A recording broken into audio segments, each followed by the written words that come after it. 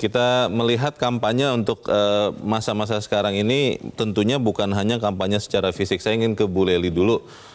Media sosial katanya sekarang mengarahkan kita semua. Bagaimana kemudian kampanye lewat media sosial ini, Bu? Akan efektif menjangkau pemilih dan apakah itu benar-benar bisa memastikan kemenangan? Karena konon katanya sekarang kan banyak Gen Z yang kemudian hanya pakai media sosial. Mereka jangankan mau datang ke kampanye akbar di lapangan, ke pasar saja kan malas katanya kan gitu. Emaknya yang disuruh. Itu dia. Bagaimana Bu Lely? Ya, pertama media sosial itu adalah salah satu media komunikasi politik. Kan ada organisasi, ada hubungan interpersonal, ada media mainstream. Seperti yang sekarang ini kalau mereka pakai iklan di Metro TV, itu namanya lewat media mainstream. Lalu media sosial yang terakhir itu kelompok kepentingan. Nah, kelompok kepentingan itu yang mereka bentuk organisasi-organisasi sayapnya lah, mobilitas pendukung Emil Hopipa misalnya dan sebagainya.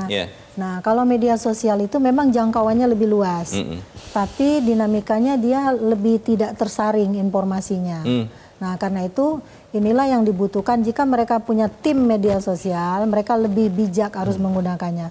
Karena biasanya postingannya biasa-biasa saja, komentarnya yang luar biasa. Oh iya. Nah, itu kan. Apalagi jadi netizen kalau, Indonesia nih. Ya, seandainya mereka melakukan kampanye negatif atau kampanye hitam saja di tiap postingan yang menunjukkan jati diri calon tapi menyerang pihak lain, itu akan lebih parah akibatnya.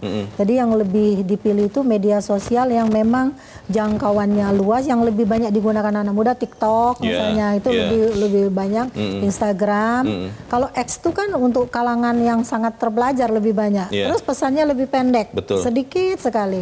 Kalau Facebook lebih panjang cerita yang bisa dikemukakan. Jadi juga. Ya tergantung pilihannya nih. Pada generasi Z, empat-empatnya bisa digunakan, tapi pada kelompok elit menengah ke atas misalnya lebih pada X misalnya. Jadi media sosialnya tergantung pilihan tim kampanye. Jadi yang pertama dengan model pada penggunaan media sosial itu pertama diidentifikasi dulu nih calon pemilih saya lebih banyak siapa? Perempuan kah, generasi Z kah misalnya kan. Karena pemilih pemula juga kan tidak harus anak muda yang baru pertama milih, pensiunan TNI, polisi yang adalah baru punya hak suaranya baru punya hak suaranya. Jadi nah itu lebih pertama dilakukan dulu identifikasi, lalu kemudian legitimasi. Kami ini adalah calon, dipaparkanlah di media sosial yang didukung oleh partai yang kredibel, rekam jejaknya seperti apa. Nah lalu kemudian untuk memantik bagaimana memobilisasi pemilih. Jadi lewat saling mendukung kalimatnya. Biasanya kan banyak yang bodong. Itu dia. Banyak akun bodong. Jelajahi cara baru mendapatkan informasi. Download Metro TV Extend sekarang.